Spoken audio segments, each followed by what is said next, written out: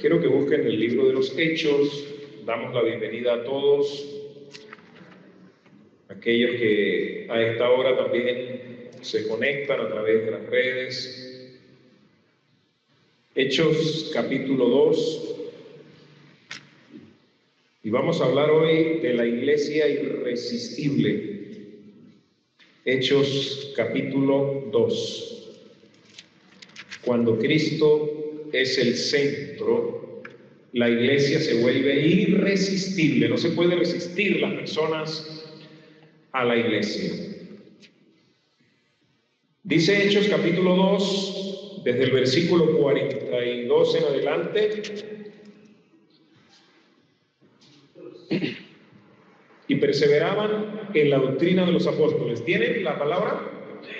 Amén. Leemos entonces. Y perseveraban en la doctrina de los apóstoles, en la comunión unos con otros, en el partimiento del pan y en las oraciones. Y sobrevino temor a toda persona, y muchas maravillas y señales eran hechas por los apóstoles. Todos los que habían creído estaban juntos y tenían en común todas las cosas. Y vendían sus propiedades y sus bienes y los repartían a todos según la necesidad de cada uno. Y perseverando unánimes cada día en el templo y partiendo el pan en las casas, comían juntos con alegría y sencillez de corazón, alabando a Dios y teniendo favor con todo el pueblo. Y el Señor añadía cada día a la iglesia los que habían de ser salvos. Amén. Espíritu Santo de Dios, oh Padre Celestial, en esta hora oramos en el Espíritu, en el nombre poderoso de Jesucristo, y solicitamos, Señor, que tú nos ayudes a exponer correctamente esta palabra, a trazarla correctamente, y que esta palabra pueda hallar cabida en los corazones de todos los que estamos acá en este lugar y de aquellos que nos están escuchando. Señor, manifiéstate con poder y gloria en el nombre de Jesús. Te lo pido de todo corazón. Amén y amén. Puede sentarse, hermano. Hijo, dale un poquito de brillo. Hermano, la iglesia primitiva nació en medio de una persecución y de una confusión y un caos político. Así nació la iglesia de los Hechos de los Apóstoles. Había muchísima confusión, había un caos político, y no sé si eso te suena familiar. No sé si se parece a lo que vivimos muchos países. Vivimos, hermano, en un mundo que se tambalea con guerras, con ideologías de género, con confusión moral. Ya las cosas que eran malas ya no son malas. Vivimos en un mundo, hermano, de cumplimiento de señales proféticas que se aceleran de una manera como yo quizás nunca lo había visto desde el tiempo que tengo de ser cristiano. Pero en medio de todo eso, hermano, Dios sigue levantando iglesias irresistibles. Dios sigue levantando iglesias irresistibles, no, hermano, por su estética, sino por su esencia. No tanto porque tengan pisos de mármol y tengan pantallas LED y luces y humo y colores, que, bueno, si los tuviéramos, tampoco sería malo tener una pantalla de ese tipo, y tampoco sería malo tener pisos de mármol. Dios levanta iglesias irresistibles, hermano, no por el marketing que puedan tener.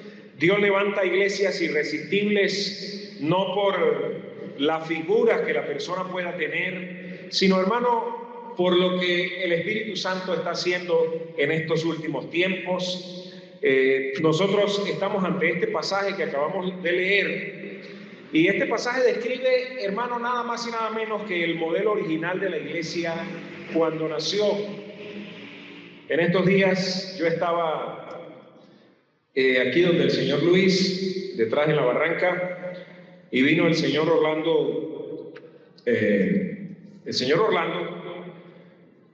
no sé ni cómo es el apellido de él, y vino y le dijo, señor Luis, yo necesito que usted me preste la llave para ir a ver su camioneta, porque estamos restaurando una y necesitamos ver cómo es la original. ¿Sí?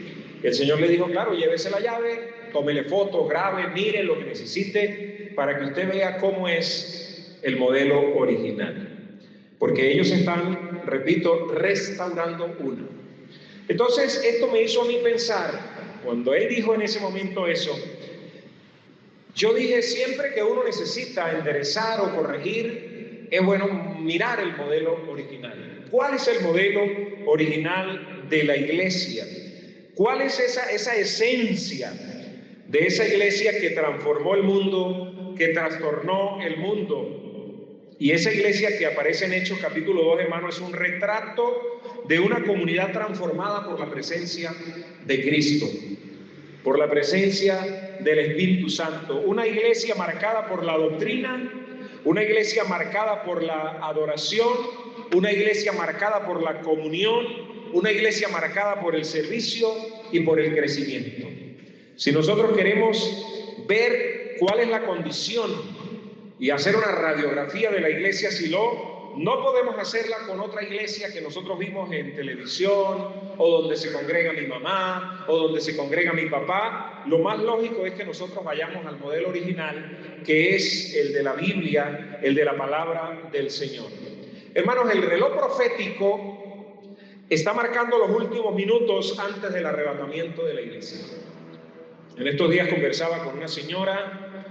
Ella es doctora y yo le decía que el cumplimiento profético se estaba acelerando y ella dijo, ¿qué es eso?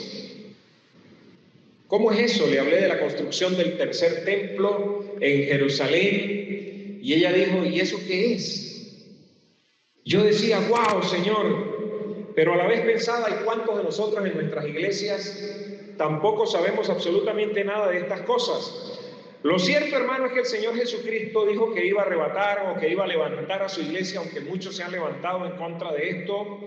Y Dios está buscando entonces una iglesia, hermano, que no solo predique, era lo que el Espíritu Santo me decía, sino una iglesia que también arda. Y eso es lo que el Señor quiere, no una iglesia que solamente predique en las calles o que se predique los domingos o los miércoles o en los estudios bíblicos, sino una iglesia que esté constantemente ardiendo, una iglesia que no solo se reúna, sino una iglesia que resplandezca. Hermano, el Espíritu Santo está llamando a la iglesia Silo a volver a su esencia, Cristo como centro. Cristo como centro de nuestras vidas. Y yo tengo una frase aquí. Una iglesia irresistible es aquella donde Cristo es el centro y su amor se vuelve visible. Eso es una iglesia irresistible. Hermanos, muchas veces nosotros vamos a lugares o vamos a iglesias donde uno queda con ganas de volver a entrar. Uno queda con ganas de asistir nuevamente a esa iglesia. Y hermano, como dije, no es por el marketing que ahí se maneja. No es por la vestimenta del pastor. No es por las luces ni por el piso, aunque todo eso ayuda a que la gente se sienta en unas buenas sillas cómodas, que haya un buen aire, que haya un buen clima, que los colores ayuden, que sean frescos. Todo eso ayuda, hermano. Y por supuesto que sí, pero no es la esencia. Una iglesia donde las personas no pueden resistirse a ir, no pueden resistirse a estar ahí. ¿Cuál es esa iglesia?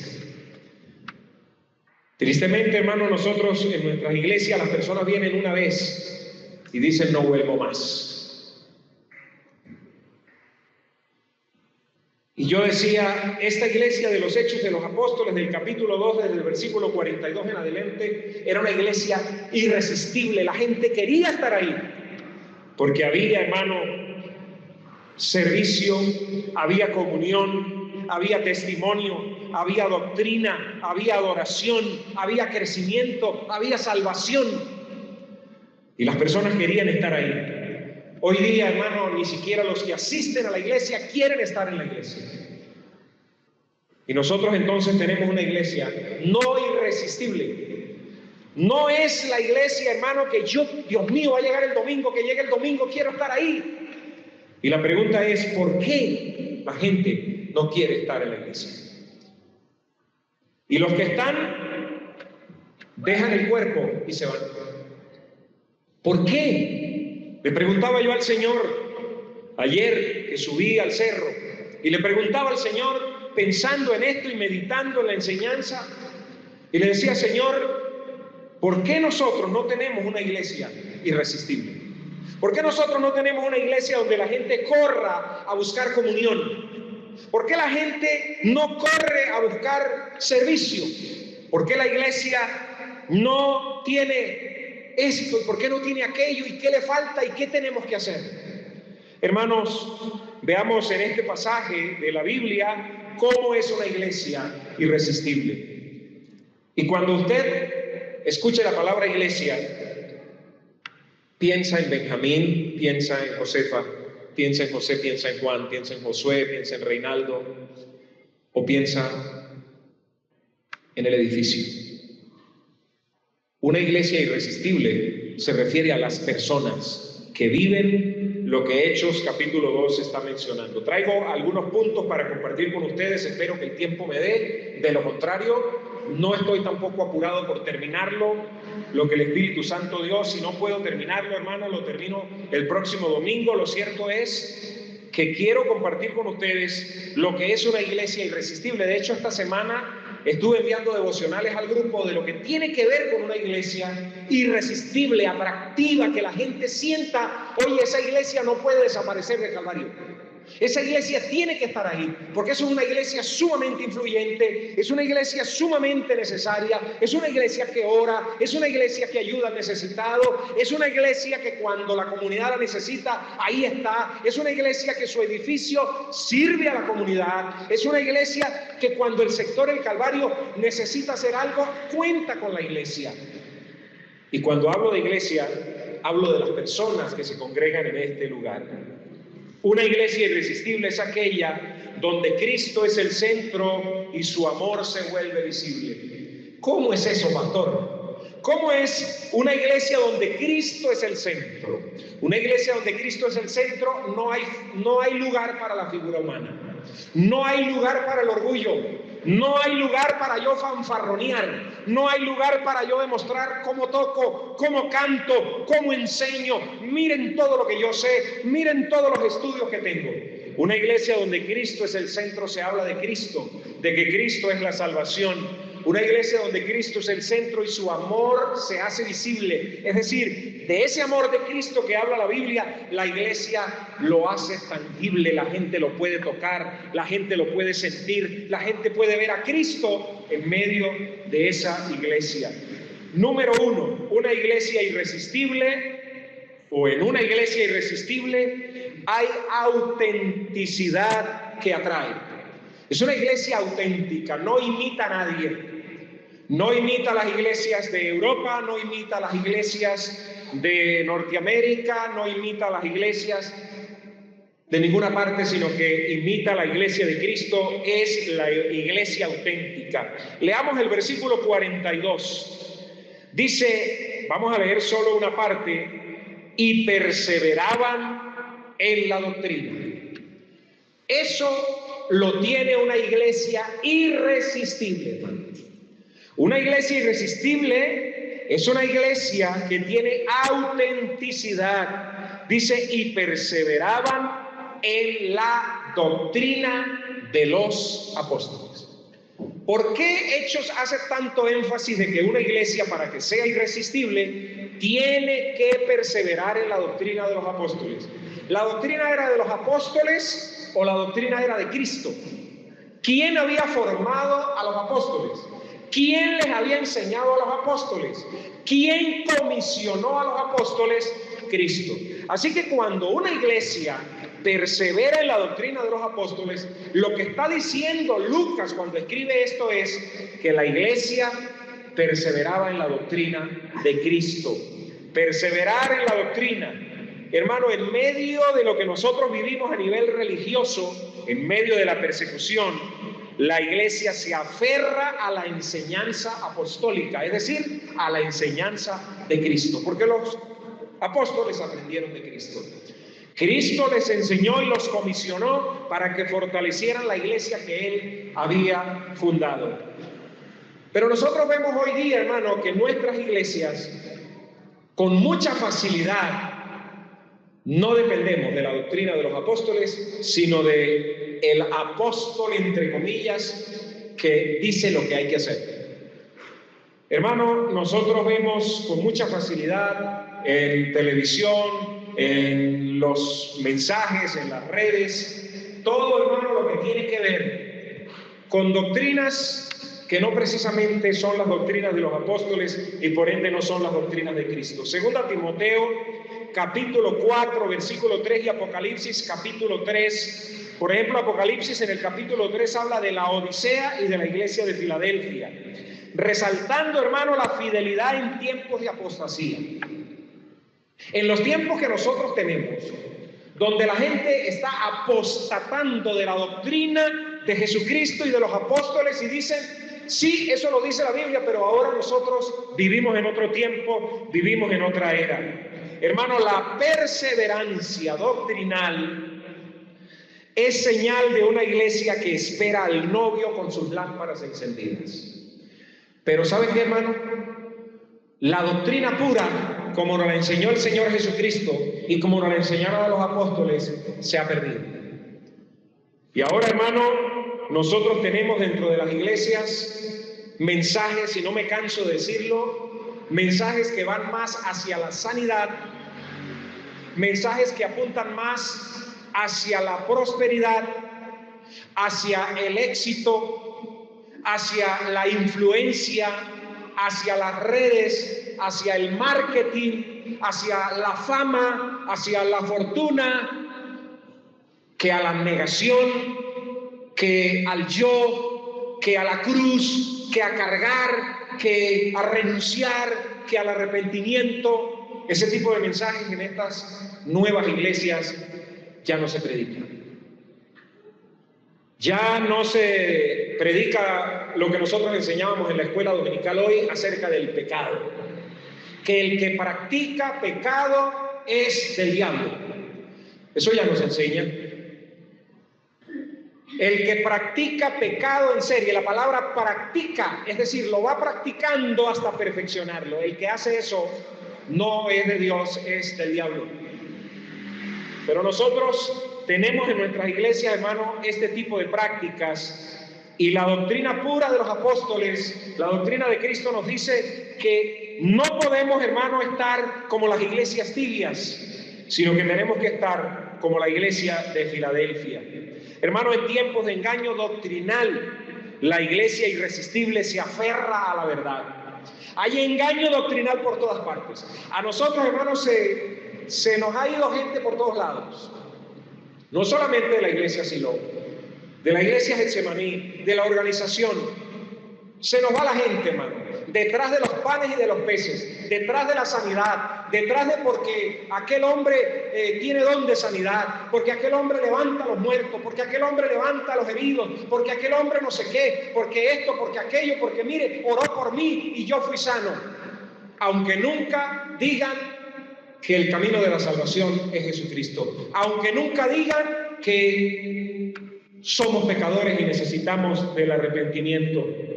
Cuando muchos se apartan de la sana doctrina, como dice 2 Timoteo capítulo 4 versículo 3, esta iglesia persevera. Y yo no sé, hermano, cuánta gente nos va a quedar. Porque en los tiempos en que nosotros vamos acelerándonos al cumplimiento profético, cada día las iglesias que predican y practican la doctrina de los apóstoles se van a quedar más solas. Porque no son, hermano, iglesias que le gusten mucho a la gente. Porque a nadie le gusta que lo confronten, a nadie le gusta que le digan la verdad con la palabra de Dios. Pero ¿sabe qué, hermano? El evangelio no es para sobarle el lomo a nadie. El evangelio es para salvar a las personas del fuego eterno y del infierno. ¿Qué hacemos nosotros sobándole el anca, sobándole el lomo a las personas y las personas rumbo al infierno? ¿Qué hago yo como predicador, predicando de sanidad y de prosperidad y la gente con los bolsillos llenos pero termina en el infierno? ¿Qué hago yo predicando de sanidad y de milagros y de señales y de prodigios y la gente termine condenada en el infierno.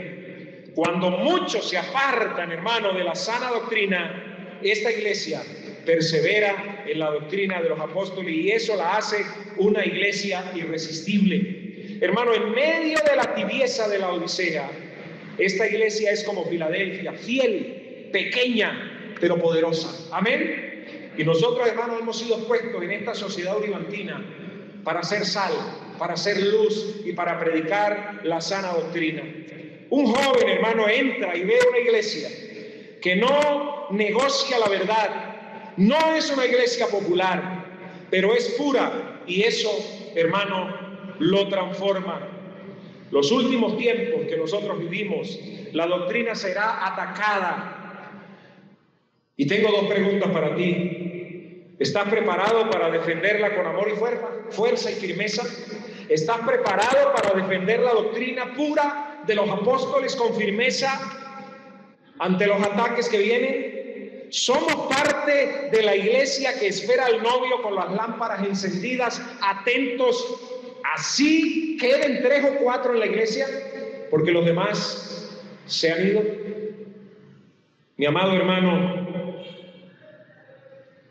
una iglesia irresistible es una iglesia entonces que es auténtica y que atrae por la doctrina firme, la doctrina de Jesucristo. Número 2, una iglesia irresistible, o en una iglesia irresistible hay comunión que transforma. Dice el versículo 42 en la parte B, en la comunión, en el partimiento del pan. Hermano, la iglesia primitiva vivía una unidad sobrenatural. Era algo, hermano, que iba más allá de estar juntos aquí en un lugar como este. Era el reflejo del amor de Cristo. Era Cristo el centro de su iglesia.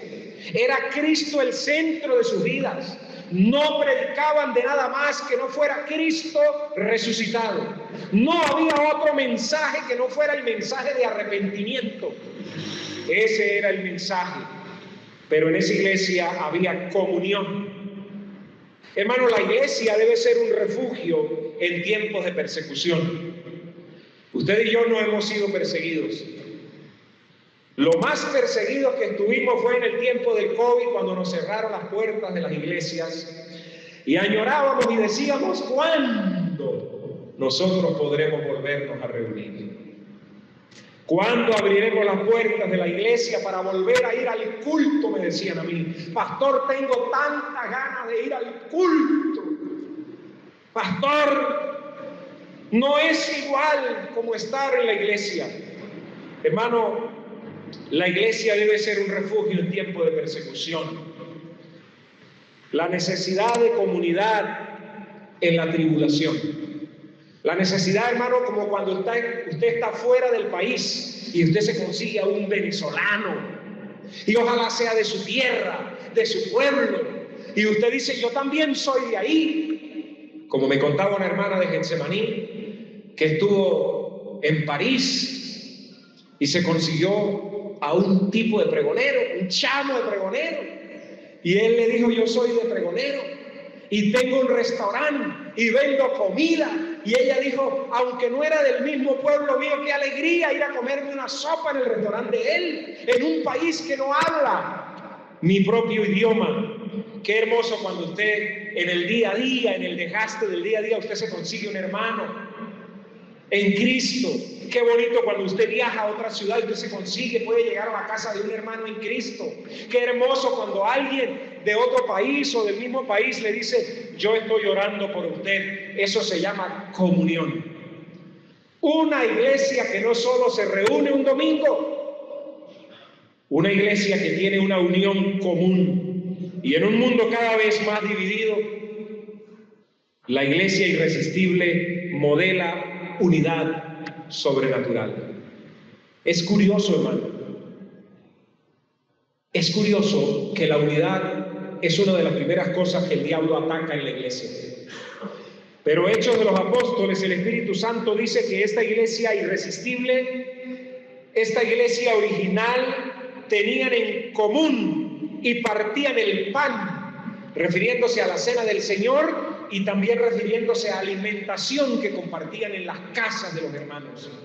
Hermano querido, cuando el amor de muchos se enfría, como dice Mateo capítulo 24, versículo 12, donde habla de que el amor de muchos se enfriará, esta iglesia se abraza más fuerte, amén. Esta iglesia dice, no importa, pastor, quedamos 4, quedamos 5, quedamos 10, quedamos 100, lo que sea, pero nosotros practicamos la comunión. Hermano, en tiempos de aislamiento digital, estos aparatos nos están aislando. Podemos estar en la casa de un hermano en Cristo, podemos estar en la iglesia y hay un aislamiento digital porque los equipos nos separan y ya la nuca parece como una joroba de camello de tanto estar clavado en los teléfonos y nosotros no nos damos cuenta, hermano, de lo que está ocurriendo.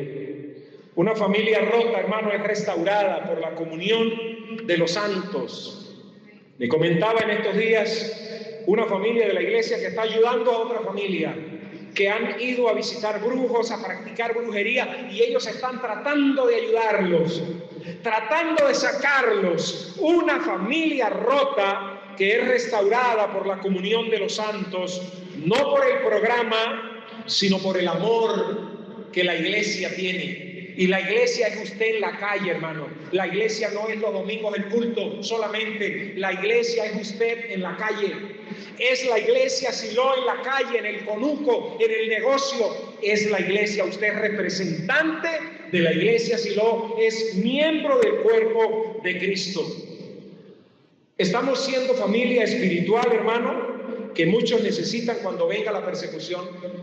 Yo no sé si este es el último sermón que yo estoy predicando y capaz que hasta me muero, como ha pasado con algunos pastores, y luego entonces la gente dice, vamos a revisar el último sermón que predicó, y se consiguen con mensajes que el Espíritu Santo le dio a esa persona sin saber que era el último sermón que estaba predicando. Pero si es el último sermón que nosotros estamos predicando porque la iglesia va a ser arrebatada o porque el Señor me va a llevar, yo quisiera dejar este último sermón con ustedes como la iglesia irresistible, la iglesia del modelo original, la iglesia a la que el Espíritu Santo nos está llamando. Somos familia espiritual que muchos necesitan cuando venga la persecución. Estamos entrenando corazones para resistir juntos lo que viene. Estamos entrenando los corazones de la gente que se congrega aquí y de los nuevos que van llegando. ¿O les estamos hablando de sanidad, de prosperidad, de milagros, de señales y de prodigios? De que Dios puede sanar tus dientes, de que te puede calzar, de que te puede alargar una pierna, de que te puede sanar de un cáncer. No estoy diciendo que Dios no puede hacer eso, pero no es el mensaje principal que la iglesia está llamada a predicar en estos días, cuando el arrebatamiento de la iglesia está tan cerca. No es el mensaje que el Señor Jesucristo quiere. Comentaba en estos días con una familia que un pastor, otro pastor le preguntó y le dijo, ¿el mensaje que tú predicas puede salvar a las personas? ¿Puede llevarlos al cielo? ¿O qué mensaje es el que tú predicas? Y él le preguntó, ¿y cómo así? Y le dijo, te lo voy a ilustrar de esta manera. Vamos a suponer que Dios te lleva al World Trade Center, a las Torres Gemelas en los Estados Unidos, un día antes del ataque de las Torres Gemelas. Y Dios te dice, mañana mucha gente va a morir, pero tú no puedes decir nada. ¿Qué mensaje vas a predicar? ¿Vas a predicar sanidad? ¿Para qué si se van a morir mañana? ¿Vas a predicar prosperidad? ¿Para qué si mañana se van a morir? ¿Vas a predicar que Dios te puede sanar de un cáncer? ¿Para qué si mañana se van a morir? ¿Qué mensaje vas a predicar mañana en las torres? Pero no puedes decirle a nadie que va a haber un atentado. Solamente tienes que ir torre por torre y predicar. ¿Qué mensaje vas a predicar? Y él dice, hermano, cuando este pastor me dijo así, entendí que el mensaje que yo predicaba no salvaba a nadie. Que yo hablaba de doctrinas, que hablaba de prácticas, que hablaba de la vestimenta, pero no hablaba de un mensaje que podía salvar a las personas. ¿Qué mensaje estamos nosotros predicando, hermano?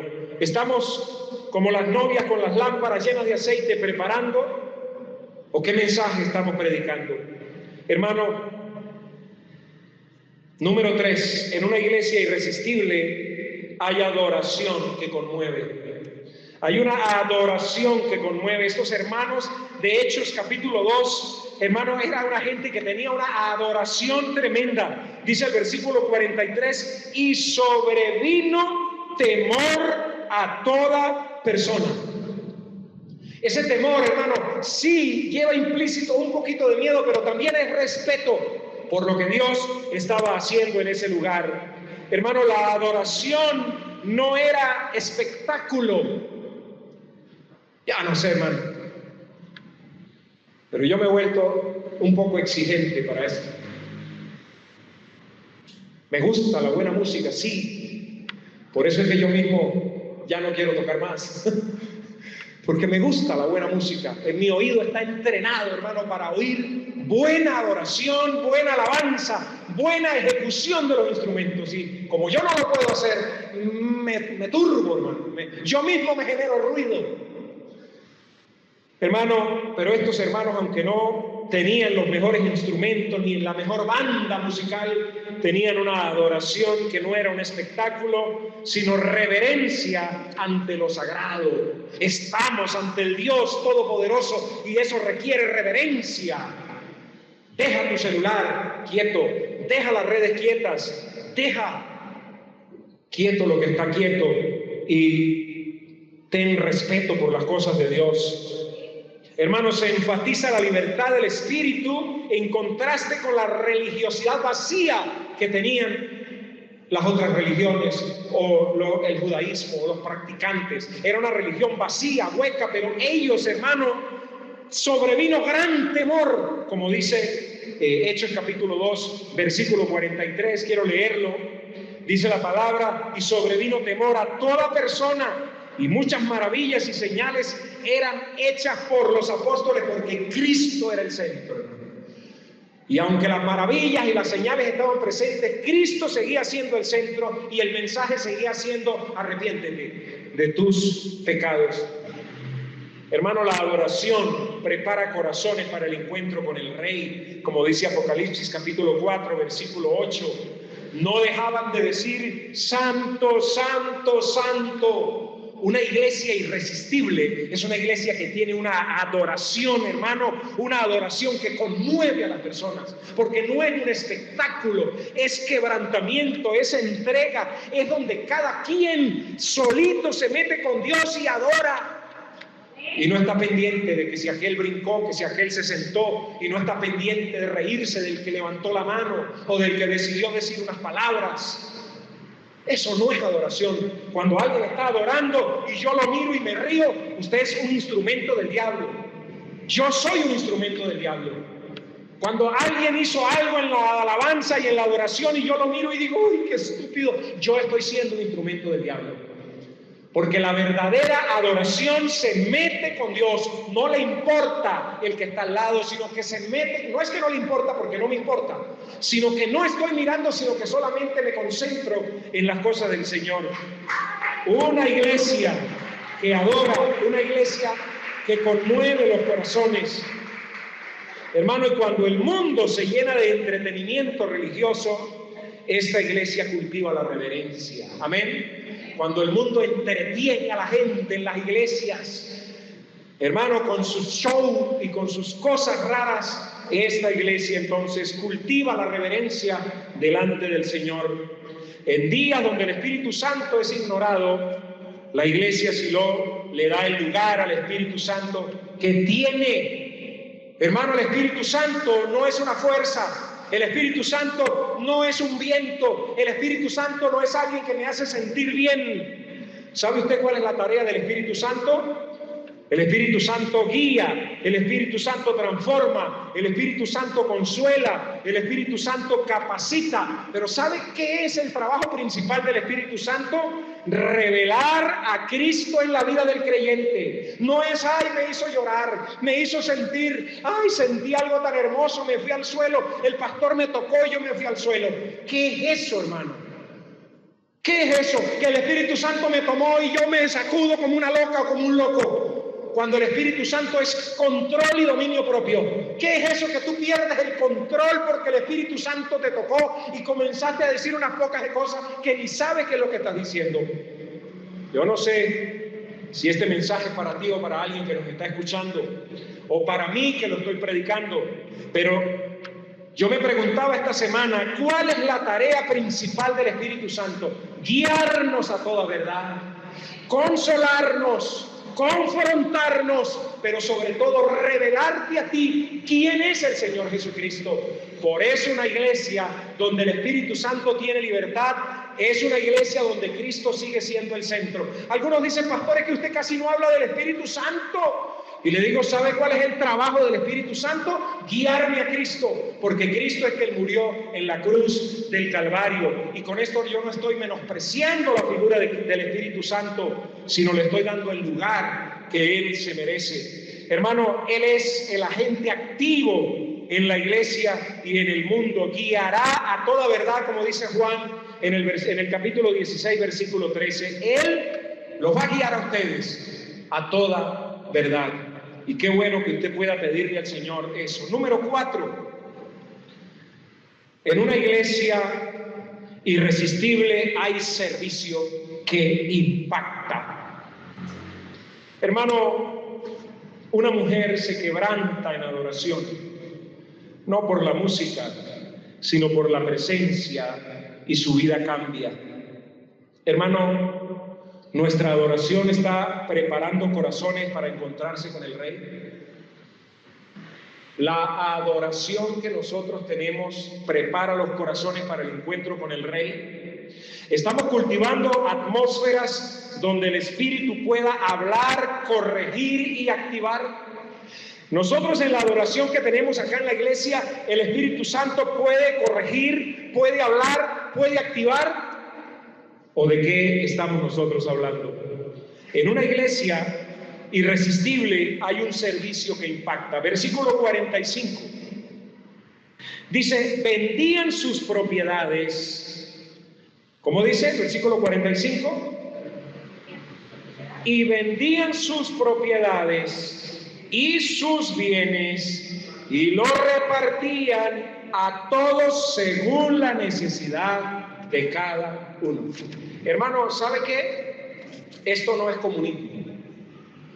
Algunos se han atrevido a decir que aquí hay comunismo porque todos eran iguales y todos lo tenían en común. Esto no es comunismo, hermano.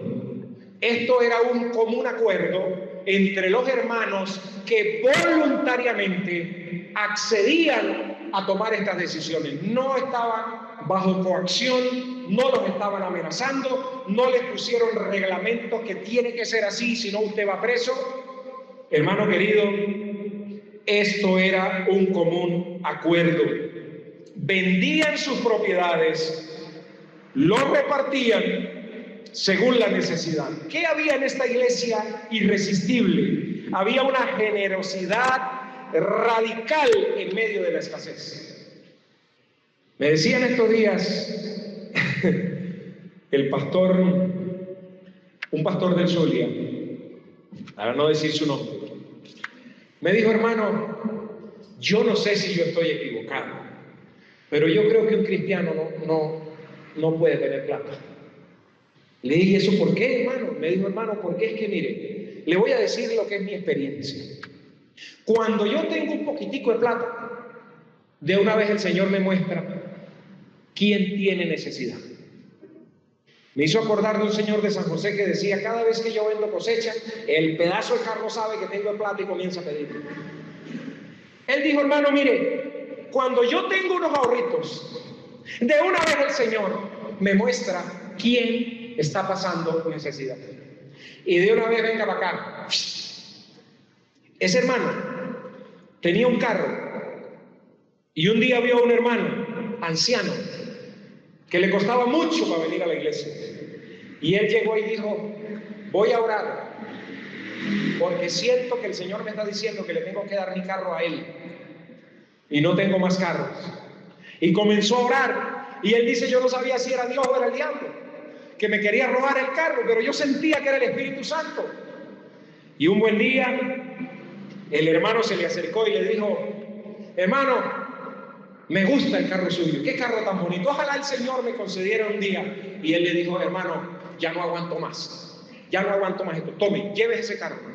¿Cómo así, pastor? Hermano, ya usted vino y puso la cereza en la torta, ya basta, no aguanto más esta carga del espíritu, llévese mi carro, dígame cuándo le firmo los papeles. Él dice, hermano, no sé si eso es así con todos o ha sido conmigo, pero hermano, algo que tenía esta iglesia era que tenía un servicio de impacto, una generosidad que era radical cuando los hermanos tenían escasez. Cuando había escasez, la iglesia estaba mosca, estaba pendiente, no solamente pendiente de uno en particular, sino pendiente de todo el grupo. ¿Saben por qué? Porque los hermanos estaban en las casas y en el templo. Y aquí vemos una doble comunión. En el templo, ¿qué hacían? Predicar la palabra de Dios. Pero en las casas, ¿qué hacían? Tener comunión, compartir los alimentos. Y cuando yo voy a la casa de Nicolás, yo me doy cuenta si hay o no hay. Cuando yo voy a la casa de Mema, yo me doy cuenta si Benjamín sale corriendo a ir a traer un kilo de apio o a traer algo, y uno se va dando cuenta. Y cuando Anthony visita a José y José visita a Orlando, nos vamos dando cuenta, porque no solamente están metidos en el templo. Por eso yo, hermano, quiero nuevamente que nosotros volvamos a establecer los grupos en las casas, porque en las casas hay comunión que aquí en el templo no la podemos desarrollar de manera plena porque nos vemos en un ratico. Hermano, esta gente, en cuanto a la mayordomía, tenía una fe práctica y una provisión sobrenatural. Me decía un hermano, el hermano Virgilio, el pastor de Caracas, me dijo, hermano, yo he hecho cosas locas para el Señor. Esta semana compraron otra iglesia en La Guaira. Por ahí me pasó el video y dijo, mire hermano, esto era una iglesia, los hermanos se fueron, fundaron la iglesia en otro lado y aquí me están vendiendo el local, yo no sé cómo voy a hacer, pero aquí tenemos que fundar porque ya hice un estudio y esto está lleno de niños por todas partes y aquí va a ser una iglesia de niños. Hermanos, había una provisión sobrenatural, ¿sabe por qué? Porque Cristo era el centro. No era la sanidad de mi cuerpo, no era la prosperidad de mi cuerpo, no era esto, no eran los señales y los prodigios, que es que en la iglesia se necesitan señales y prodigios para que la gente llegue. Hermano, ni con eso muchas veces la gente llega. Muchas veces la gente recibe las señales y los prodigios y hasta ahí llegan. La iglesia es un canal de provisión en tiempos de colapso económico, como dice Apocalipsis en el capítulo 6, versículo 5 al versículo 6. Hermano, en tiempos de escasez y crisis global, esta iglesia sirve con generosidad sobrenatural. Les voy a decir algo, hermano. Nosotros nos movemos por fe. Nosotros nos movemos por fe. ¿Usted se ha preguntado alguna vez cuánto dinero le entra a la iglesia Silo mensual? ¿Usted tiene más o menos un cálculo? En estos días vi un video. Y dice, todo el mundo dice que el pastor está rico por mis diezmos y mis ofrendas. Entonces ella muestra la monedita y es una monedita de 1,000 pesos. Y ella se ríe, graba el video y dice, esto es lo que yo doy. ¿Usted se ha preguntado alguna vez cuánto es el ingreso de la iglesia Silo para poderla sostener? Algunos a lo mejor piensan en miles y millones, pues no es así. No es así, hermanos. Ustedes conocen la crisis que vive cada uno individualmente. Y ustedes conforman la iglesia, yo conformo la iglesia. Y si usted está pasando por crisis, y yo estoy pasando por crisis, entonces, ¿cómo pueden estar las finanzas de la iglesia? Pero yo creo que el pastor no necesita, porque viste bien. Yo lo veo que siempre se viste bien. Me dijo una vez una hermana en Getsemaní, en San Cristóbal, no nos alcanzaba la quincena y nosotros con 2 niños pequeños, no nos alcanzaba. Y un día hablamos de estos temas y ella dijo, hermano, pero yo los veo a ustedes tan bien vestidos y tan elegantes que yo pensé que ustedes recibían ofrendas de afuera o no sé. Pues no es nada de eso, hermanos. Pero en tiempos de escasez y crisis global, esta iglesia sirve con generosidad sobrenatural. Yo le pido al Señor, hermano, le pido al Señor, Señor, provéenos de algo para poder ayudar a muchas familias y a muchas personas. Señor, ayúdame a producir carpas con mis propias manos, como lo hizo el apóstol Pablo, para no ser carga. Así que cuando el sistema económico se tambalea, esta iglesia vive por fe. ¿Cuántos dicen amén? Hermanos, en días donde el ego reina, esta iglesia entonces se humilla y se entrega. Un mecánico, hermano, sirve sin esperar nada. Y su acción predica más que 1000 sermones. ¿Estamos listos para ser canales de provisión cuando el mundo colapse?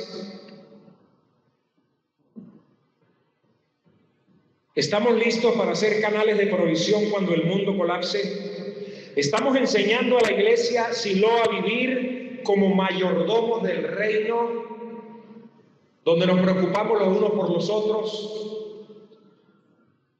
Que el Señor nos ayude. Número 5, en una iglesia irresistible hay testimonio que conquista. Hay un testimonio que conquista. Versículo 47 del mismo texto en el que hemos estado desarrollando. Dice el versículo 47. Déjeme buscarlo por aquí. Alabando al Señor y teniendo favor con todo el pueblo, es lo que dice este pasaje de la Escritura. Tenían favor con todo el pueblo. Una iglesia irresistible es una iglesia, hermano, que vive el evangelio, no solo lo predica, sino que lo vive. Vive el evangelio. Y la iglesia no es el pastor Juan, la iglesia es usted. La iglesia es usted, hermano. El amor es como una defensa en tiempos, hermano, de hostilidad. Vivimos en un país donde tristemente, hermano, desde hace años se nos ha enseñado la hostilidad, la agresividad. El que si usted tiene me da rabia porque usted tiene, no me importa si eso es herencia, no me importa si eso es trabajo, no me importa si eso es esfuerzo. No me interesa, pero lo que usted tiene yo lo quiero y punto. Hermano, vivimos en una sociedad donde la hostilidad reina. La gente bota la piedra rapidito, la gente se amenaza rapidito, pero hermano, la iglesia irresistible es una iglesia que da testimonio. Es un testimonio, hermano, que conquista. La iglesia como luz en medio del caos profético, como dice Isaías 60, versículo 2. Hermano, en tiempos de persecución, esta iglesia conquista con amor. Nosotros no podemos dejarnos llevar. Yo me he visto tentado muchas veces a dejarme llevar. Les comentaba en estos días algunos que en estos días estaba hablando aquí con un señor y tenía la moto un poquito atravesada, pero había suficiente espacio para pasar una gandola y pasó un señor en una moto y me gritó: ¡está atravesado, no, pastorcito! Pero en el tono, hermano, fue ofensivo y yo miré por el retrovisor y dije: si cruza para la barranca le voy a salir para allá, a ver qué es lo que está gritando, o es que él es más hombre que yo. Pero el Espíritu de una vez me dijo: por cierto, estaba hablando con Betico ese día, el Espíritu me dijo: ¿qué va a hacer? Si no va a ir a hablarle de Cristo, ¿qué va a ir a hacer? Y le dije: pues yo no voy a ir a hablarle de Cristo, entonces no vaya. ¿Y usted escuchó, pastor, esa voz? No, pero uno siente que es la voz de Dios que te está hablando. En tiempos, hermano, en los que vivimos, estos tiempos en los que la Biblia dice que el amor se enfría, usted no deje que se le congele. Tiene que estar activo. Cuando la oscuridad aumenta, esta iglesia brilla más. En días donde el evangelio, hermano, es ridiculizado, esta iglesia lo tiene como norma, lo encarna, lo vive. Lo que predico, lo vivo.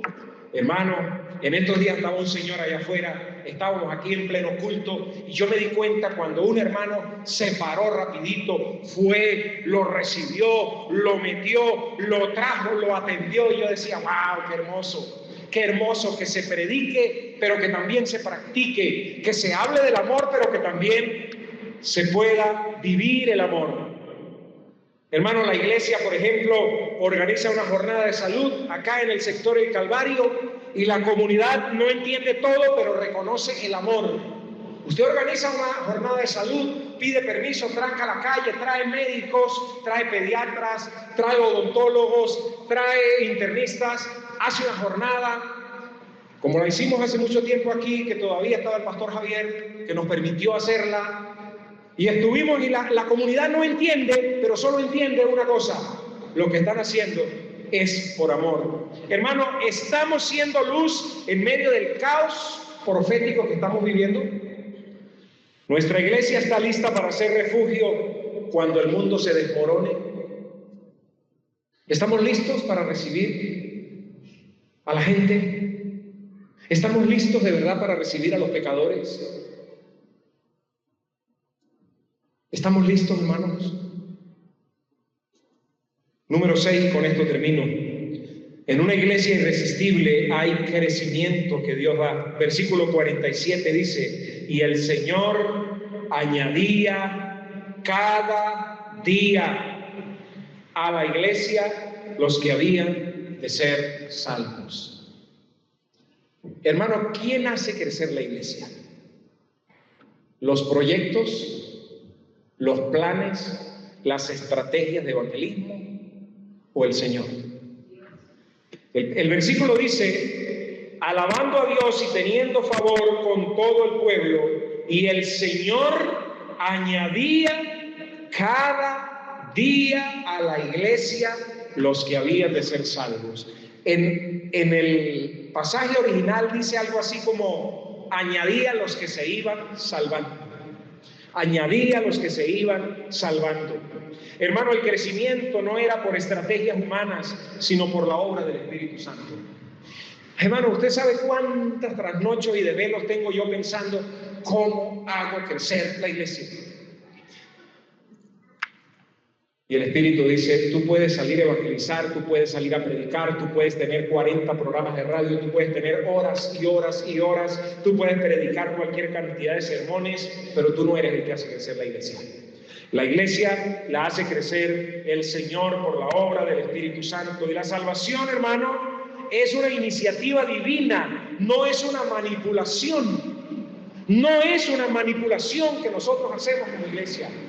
Y le presentamos esto y lo doblamos y le torcemos y le decimos: haga esta oración, y la persona hace la oración y levanta la mano y nosotros lo anotamos y decimos: tenemos 30 convertidos este año.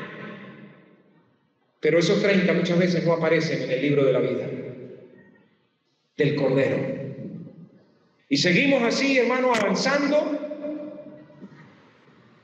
No tenemos malas intenciones, pero la gente no se salva, la gente no se convierte.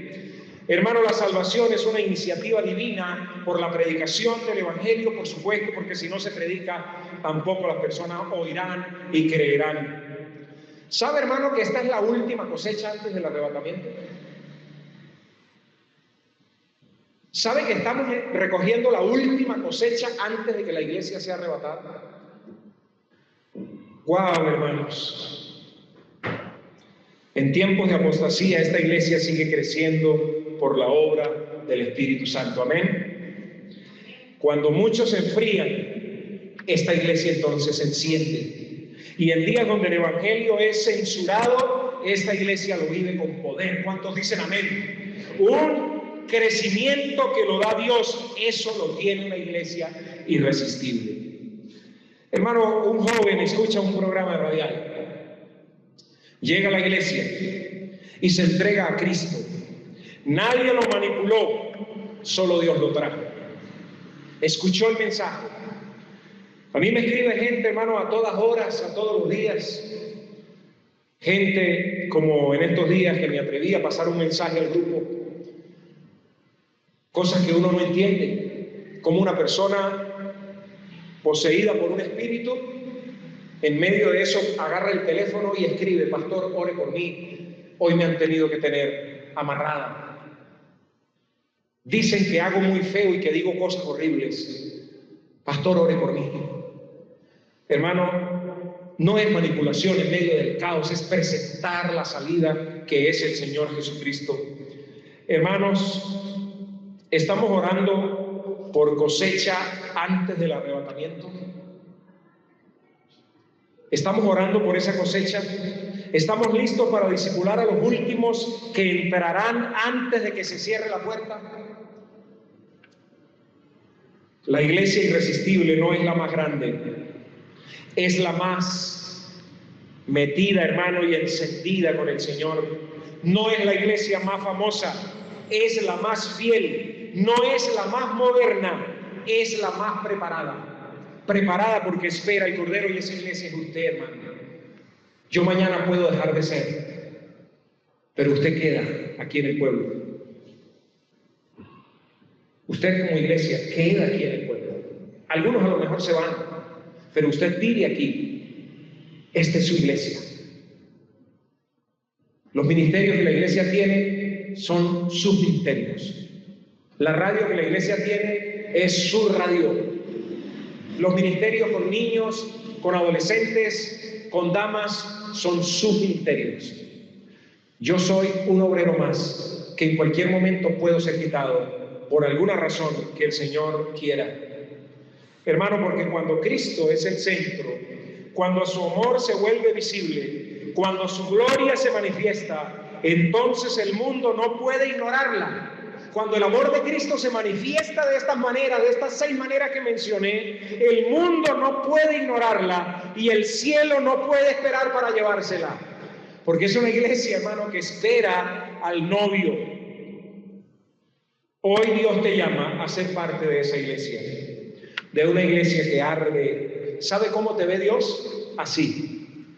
¿Sabe cómo te ve el Señor? Así. Una iglesia con estas 6 características: autenticidad que atrae, comunión que transforma, adoración que conmueve, servicio que impacta, testimonio que conquista y que tiene un crecimiento, hermano, que Dios da.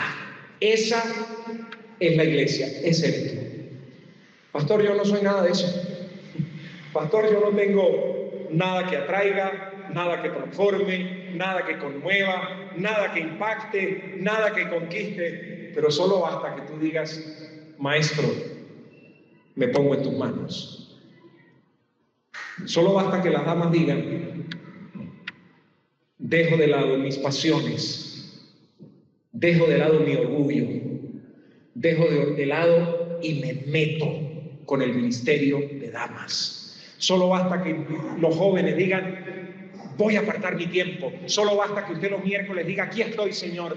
Recuerde, cada paso de obediencia es un paso hacia Dios. Le pido que usted esté de pie, amado hermano.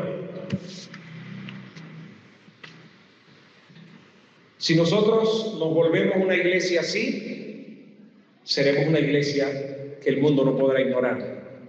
Eso sí, se vendrá el ataque contra nosotros, hermano, de manera más terrible que lo que hemos tenido hasta ahora. Pero también los pecadores llegarán a los pies de Cristo. Amén. Nuestro buen Dios y Padre Celestial, en esta hora clamamos por sabiduría. Necesitamos, Señor, ser una iglesia que atrae. Necesitamos ser una iglesia que transforma. Necesitamos ser una iglesia que conmueve, que impacta, que conquista, y una iglesia que recibe la gente que tú vas salvando. Señor, yo sé que hay tanta cosecha por recoger en este pueblo. Perdónanos, Señor, porque muchas veces la situación económica hace que mis hermanos y yo ocupemos nuestro tiempo en otras cosas. Perdónanos porque la situación política, social, hace que nuestro tiempo se dedique a pensar en un futuro incierto y cómo resolverlo. Perdónanos porque en medio del caos social, político y religioso que vive el país, a veces creemos que la gente no necesita nada y que cada quien verá cómo se salva. Pero somos nosotros los agentes de reconciliación. Y yo te pido que esta iglesia, cada uno, Señor, cuando salgamos de este lugar, entendamos que debemos vivir como iglesia irresistible. Una iglesia que confiesa su pecado y se arrepiente y camina de la mano contigo. Señor, yo te pido que nos ayudes a restaurar al caído, a fortalecer al débil, al indeciso, convencerlo, porque falta muy poquito tiempo, Señor. Tu iglesia será arrebatada, esta iglesia será arrebatada y tú vienes a buscarla. Señor, el mundo está en caos, tú lo sabes. Y a veces vemos un panorama, Señor, tan triste y tan horrible, pero en el fondo hay un panorama de esperanza porque se acerca tu llegada. En esta hora, Señor, yo te pido por aquellos que están aquí que aún no son salvos, por aquellos que aún no se han arrepentido de sus pecados. Señor, que tu Espíritu Santo en este momento hable, porque estamos recogiendo la última cosecha. Y a usted, mi amigo, mi amiga, mi hermano, mi hermana que está aquí, yo le invito a que reciba a Cristo en su corazón, que deje los prejuicios, los pensamientos humanos de lado y que le diga estas palabras al Señor: Señor Jesucristo, te recibo como mi Señor y mi Salvador. Te pido que perdones mis pecados, soy pecador. Te he ofendido, Señor. Te recibo como mi Señor y mi Salvador. Señor, en esta hora te pido que inscribas mi nombre en el libro de la vida. En el libro tuyo, Señor. Dígale así: Señor, quiero estar en tu libro. Te recibo como mi Señor y mi Salvador. Perdona mis iniquidades, perdona mis pecados y séllame con tu Espíritu Santo, Señor. Quiero estar preparado y listo para irme contigo. Quiero recibir el regalo de la vida eterna, de la salvación. Y también ayúdame, Señor, a repartir este regalo a muchos y recoger esta última cosecha. Te lo pido, Señor, en el nombre poderoso de Jesucristo. Amén, amén y amén. Despedimos la transmisión. Pueden sentarse, hermanos.